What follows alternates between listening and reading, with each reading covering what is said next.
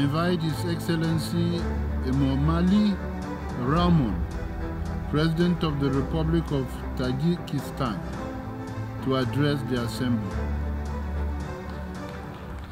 محترم جناب رئیس، محترم جناب دبیر کل، خانم‌ها و جنابان، نخست می‌خواستم به دبیر کل سازمان ملل متحد برای تشبث تشکیلات سامیت آینده و دعوت برای اشتراک در این همایش مهم عزیز سپاس نمایم.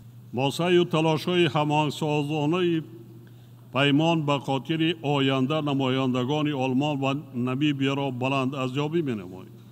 این نشست برای بررسی مشکلات تغییریابی اقلیم، حفظ سلامتی عامه، رفع کمبزاعتی، وضع زندگی زنان، تحصیلات فراگیر و دیگر مسائل گلوبالی باز یک امکانیت مناسب را فراهم آورده است.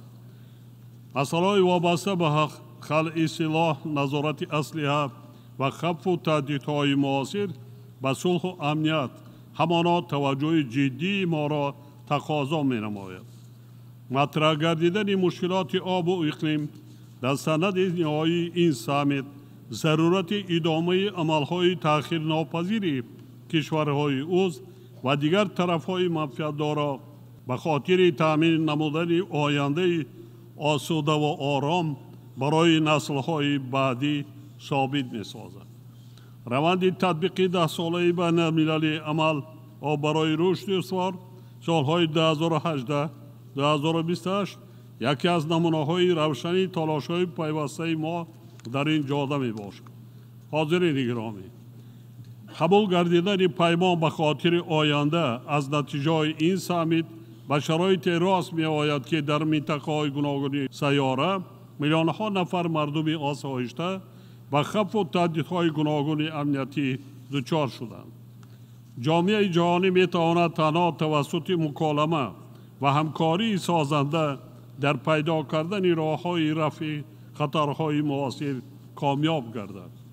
تحکیم و توسعه همکاری‌ها، جهت رسیدن به هدف‌های رشد استوار از اقدام‌های مشترک در راه تأمین صلح و ثبات پایدار وابستگی بواسطه دارد.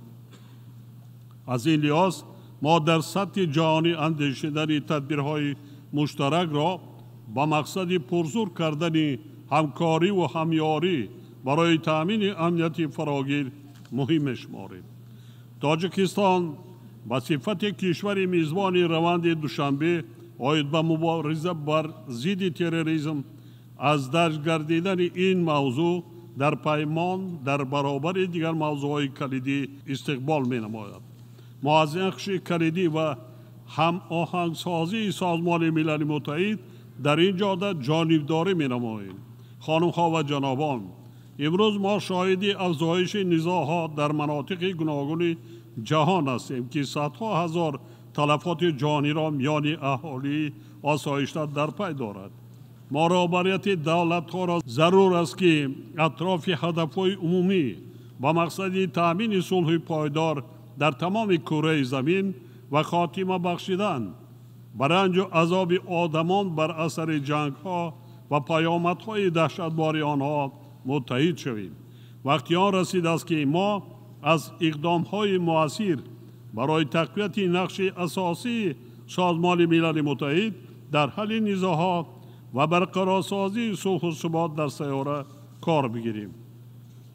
در رابطه با این پیشنهاد می‌نمایم که توسط قطعنامه مخصوص سازمان ملل 10 ساله تحکیم صلح به خاطر نسل‌های آینده قبول کرده شود. همزمان با این ضرور می‌شماریم که سازمان ملل متحد و نهادهای آن اینچنین مؤسسه‌های بین‌المللی و منطقوی مالیوی در هماهنگسازی تلاش‌های جامعه جهانی با مقصد رسیدن به رشد استوار اقدام‌های فعالتر و راه‌اندازی نماید. اطمینان دارم که سامیت امروزه برای بررسی عمیق و حل مشکلات جهانی معاصر زمینه مناسب خواهد گذاشت. از توجهتان سپاسگزارم.